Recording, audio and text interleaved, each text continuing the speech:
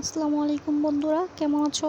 আশা করি ইনশাল্লাহ ভালো আছো। আমি ইনশাল্লাহ অনেক ভালো আছি। আজ তোমাদেরকে নতুন রেসিপি দেখাবো, মাছের ডিমের রেসিপি। আপনারা দেখবেন, শিখবেন, চটপট বানিয়ে ফেলবেন, বুঝেছেন? দেখুন আমার রেসিপি। প্রথমে একটা কড়াই নিব, কড়াইয়ের মধ্যে তেল দিব। তেল দেওয়ার পর পেঁয়াজ মরিচ কেটে রেখেছি দিয়ে সেগুলো দিয়ে দিব। বন্ধুরা, আপনারাও চেষ্টা করবেন, দেখেন ইনশাল্লাহ পেয়ে যাবেন। আমিও বাসায় চেষ্টা করি, অনেক কিছু নেট দুনিয়ায় থাকি, তো তাই মধ্যে অনেক খাবার রেসিপি দেখি, তো নিজেই বানাতে চেষ্টা করি। আর আপনাকে দেখাই যে আপনারা দেখুন আমি কীভাবে রান্না বান্না করি।